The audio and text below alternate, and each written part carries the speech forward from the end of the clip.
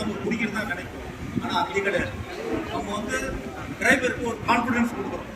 இந்த higher upper limit, higher speed லிமிட்ல போகும்.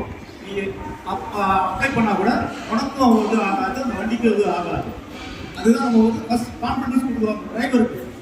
அதுதான் பிரேக் இருக்குது. இந்த பிரேக் இருக்கிறது சும்மா சாதாரணப்பட்ட விஷயம் இல்லை. நம்ம வந்து இங்க பண்ணிடுறோம்.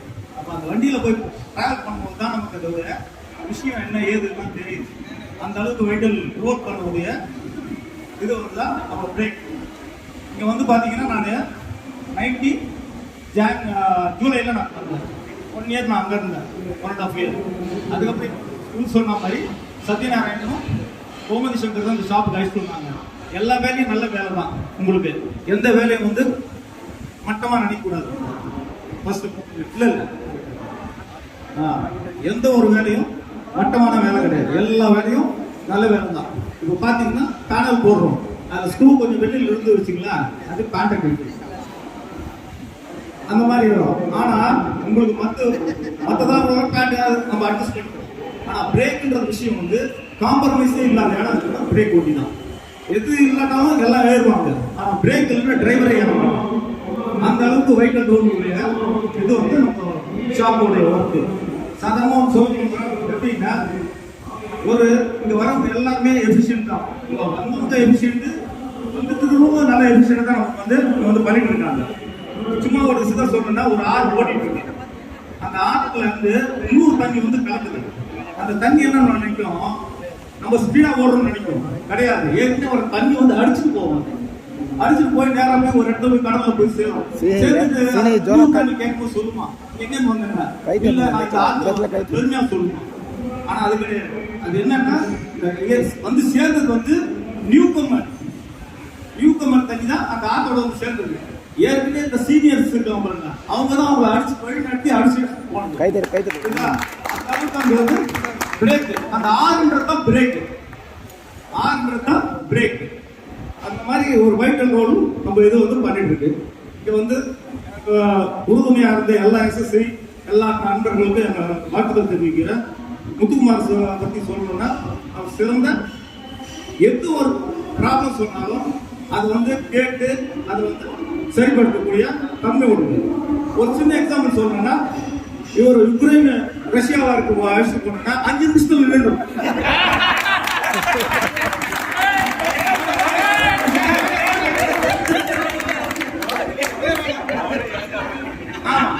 அந்த அளவுக்கு ஏன்டா நம்மள அடிச்சுக்கிட்டோம், அவனை அடிக்கிறோம், நம்மள அடிச்சுக்கலாம்டா அளவுக்கு அந்த அளவுக்கு அவர் பேசி பக்குவமா பேசி அதை தீர்த்து வைப்பார். அந்த பிரச்சனையை தீர்த்து வைப்பார். அந்த அளவுக்கு அவர் வந்து எந்த ஒரு பிரச்சனை இது பண்ணுவாரு. அவர் டேலண்ட் உள்ள ஆளு. அவர் முருகேஷ் சார் பத்தி சொல்லுவாங்க. அவர்கிட்ட ஒர்க் பண்ணுறதுக்கு நான் ரொம்ப சந்தோஷப்படுறேன். அவர்கிட்ட நம்ம வந்து நான் ஒர்க் பண்ணிட்டு அவருக்கு டேட்டாலாம் எடுத்து கொடுப்பேன். நான் கொடுத்தோன்னா அவர் என்ன பண்ணுவார், நேரம் போயிட்டு அவர் பார்த்துட்டு வருவார். நமக்கு நினைப்பு வரும், எதுனா இது நம்ம சொல்லியிருக்கோம், நம்ம மேல நம்பிக்கை இல்லையா, நமக்கு வந்து மனசுக்குள்ள ஒரு உறுத்தல் இருக்கும். ஆனா அது வந்து எவ்வளவு பெரிய இதுன்னு பாத்தீங்கன்னா, இவருடைய மென்டாலிட்டி என்னன்னா, இது இங்கேயே பார்த்தோம்னா 5 நிமிஷம் வேலை. என் கண்ணில் படுறது அவர் கண்ணில் படாது, அவர் கண்ணில் படுறது என் கண்ணில் படாது. அப்படி இருக்கும்போது அதை பார்த்து இங்கே சரி செஞ்சிட்டோம்னா அது நம்மள லெவல்ல போயிடும். இதே அந்த வண்டி வெளியில போச்சுன்னா மேல அதர் ரயில்வேல வந்து, அதனால இவருக்கு நமக்கு மேல இருக்கிறவங்களுக்கு கெட்ட பேர் வரக்கூடாது. அதனால அவர் என்ன பண்ணுவாருன்னா அதை போய் பார்த்துட்டு வருவார். அதே மாதிரி சூர்யா சார் போய் பார்த்துட்டு வருவார். அப்பப்போ என்ன ஆச்சு ஏதாச்சு நம்ம நினைப்போம், என்னடா நம்ம வந்து நம்ம சந்தேகப்படுறாங்க. கிடையாது. அது எவ்வளவு சீக்கிரத்துக்கு வந்து நம்ம வந்து கிளியரா வந்து அதை வந்து இதே இடத்துல 5 நிமிஷத்துல அதை முடிச்சிடுறோம். அந்த அளவுக்கு முருகேஷ் சார் கிட்ட நிறைய கத்துக்க வேண்டியதெல்லாம் கத்துக்கிட்டார். இளங்குமரன் சார், வெங்கடேஷ் சார்லாம் பாத்தீங்கன்னா அவங்க கிட்ட நம்ம வந்து கத்துக்க வேண்டியது பண்பு இதெல்லாம். அதுக்கு இவங்ககிட்ட பண்பு இல்லையான்னு கேட்க வேண்டாம், எல்லாருமே இருக்கு. ஆனா ஒரு நாளைக்கு 4 தடவை அவங்க வந்து நமக்கு வேண்டியதை சொல்லி தருவாங்க. எல்லாமே எத்தனை மணி ஆனாலும் இருந்து பொறுமையா சொல்லிக் கொடுக்குற ஒரு தன்மை வந்து உதயமேலு சார் கிட்ட பழகி இருக்கேன். ஆனா அவர் கண்ட்ரோல்ல நான் ஒர்க் பண்ணது இல்லை. ஆனா அபிஷியலா நம்ம எது ஒண்ணு கேட்டாலும் அவர் வந்து நமக்கு எல்லாம் சொல்லி தருவார். சூர்யா சார் பாத்தீங்கன்னா பாக்குறதுக்கு பலாப்பழம் மாதிரி இருப்பாரு, ஆனா உள்ள வந்து பாத்தீங்கன்னா சோலையா. ஓகேவா? எல்லாமே நினைப்பாங்க என்னடா இவரு மொரட்டு பிசான்னு நினைப்பாங்க. கிடையாது. அவர் வந்து வேலை செய்யறதுக்கு ஒரு ரெகக்னேஷன் கொடுப்பாரு. ஏதாவது ஒரு ப்ராப்ளம்னா நம்ம ஷாப்ல என்னன்னா விட்டுட்டு போக மாட்டாங்க, எம்ப்ளாயை விட்டுட்டு போக மாட்டாங்க. அவர் டே ஷிப்ட்ல தான் வந்திருப்பாங்க. அவர் ஆட்டம் இளம்பரம் சாப்பிட்டு யாரா இருந்தாலும் நைட் 8 மணி ஆனாலும் ஒருத்தரோட இருந்து அது என்ன ஏதுன்னு அதை ஃபினிஷ் பண்ணிட்டு கூடவே இருப்பாங்க. நமக்கு வந்து என்னன்னா வேற ஒன்றும் இல்லை, கூட ஒரு ஆள் இருந்தாலும் ஒரு சூப்பர்வைசர் இருந்தாலே நமக்கு ஒரு தெம்பு மாதிரி. அந்த இது கோஆபரேஷன் வந்து நம்ம ஷாப்ல வந்து நிறையாவே இருந்தது. ஒரு இதுல வந்து வேலை செய்யறோம்னா நம்ம வந்து சும்மா இந்த சூப்பர்வைசர்ஸ்க்கு பயந்து ஒரு சில ஷாப் இருக்கும். ஆனா நம்ம ஷாப்பை பொறுத்த வரைக்கும் அண்டர்ஸ்டாண்டிங். இங்க வந்து யூனியன் அழைச்சிட்டு வந்து பார்த்தா பொது விஷயத்துக்காக தான் நம்ம யூனியன் வந்து அழைச்சிட்டு வந்துருக்கோமே தவிர பர்சனல் இதுக்காக இங்க வந்து எதுக்குமே நம்ம யூனியன் இங்க அழைச்சிட்டு வந்ததே கிடையாது. நம்ம ஷாப்பை பொறுத்த வரைக்கும் அந்த மாதிரி கோஆர்டினேஷன் 2 பேர் இருக்கும், அண்டர்ஸ்டாண்டிங். சூப்பர்வைசருக்கு நம்ம சொன்னா இவங்க செஞ்சு நம்ம கொடுப்பாங்கன்ற அந்த ஒரு அவங்களுக்கு ஒரு இது இருக்கு, இது வரும். அதே மாதிரி எம்ப்ளாயிஸும் அவங்க சொன்னதை நம்ம செய்யணும், செஞ்சு முடிச்சு நம்மளும் காட்டணும். நம்ம எம்ப்ளாயிஸை பொறுத்த வரைக்கும் 3 விதமான மென்டாலிட்டிஸ் இருக்கு. ஒன்று பார்த்தீங்கன்னா நான் இருக்கிற இடத்துல நான் ராஜாவா இருக்கணும், நான் தான் ராஜா இருக்கணும். இன்னொரு டைப் பார்த்தீங்கன்னா நம்ம வழி இல்லை, இங்க நம்ம சர்வை பண்ணணும், நம்ம இதை கற்றுக்குதான் ஆகணும்ன்ற ஒரு மென்டாலிட்டி இருக்கு. இன்னொன்று வந்து பார்த்தீங்கன்னா நம்ம வாங்குற சம்பளத்துக்கு நம்ம வேலை செய்யணும் என்ற ஒரு எண்ணம் இருக்கும். இந்த 3 மென்டாலிட்டியுமே நம்ம ஷாப் தாட்டி சொல்லி இருக்கு எல்லாருக்கிட்டே.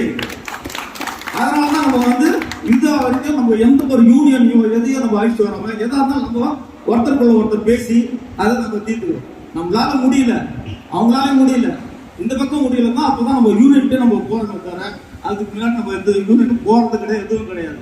அந்த அளவுக்கு எனக்கு கோஆபரேட் பண்ணி இன்னும் நம்ம சொல்லணும்னா நான் வந்து சாக கடந்தேன் இதுல கொரோனால.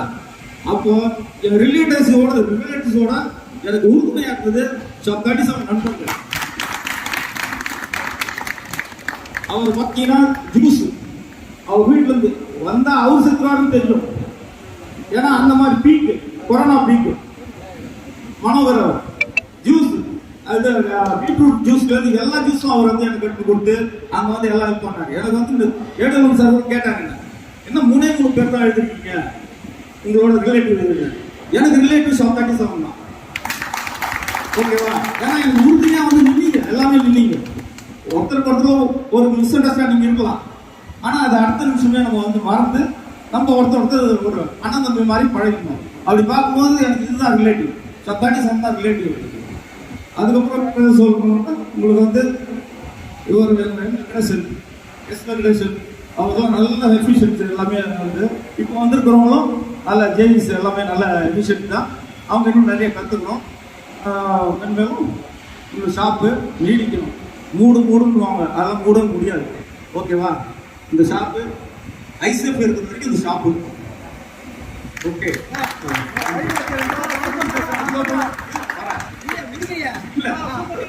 அதுக்கப்புறம் நான் வந்து ஒத்தரா இருக்கும்போது என்னோட துணி எடுத்து போய் நான் ஊற வச்சுட்டு துவைப்பேன். அந்த துவைச்சதை இவங்க ஒரு நாள் பார்த்தாங்க. அதுலேருந்து அவங்க என்ன பிரச்சனை இருந்தாலும், அவங்க எங்கள் வீட்டில் கூட்டு குடும்பம் அவங்களுக்கு எவ்வளோ பிரச்சனை இருந்த கூட எதுவுமே வாய்ப்பு சொல்ல மாட்டாங்க. ஏன்னா அந்த அழுக்க பார்த்துட்டாங்க, அந்த துணி இது எவ்வளோ கஷ்டப்படுறாங்க. அதுலேருந்து எந்த ஒரு இதுவும் அவங்க வந்து என்கிட்ட சொல்ல மாட்டாங்க. இன்னைக்கும் நான் வீட்டை விட்டு வெளியில் வரும்போது பிரச்சனை, வீட்டில் பிரச்சனை ஆக இருக்கும், வீட்டுக்குள்ள ஃபேமிலி பிரச்சனை இருக்கும். வெளியில வந்து நேற்று கல்யாணம் ஆனா எப்படி வந்து ஹஸ்பண்ட் வெளியில அனுப்புவாங்களோ அதே மாதிரிதான் டெய்லி வந்து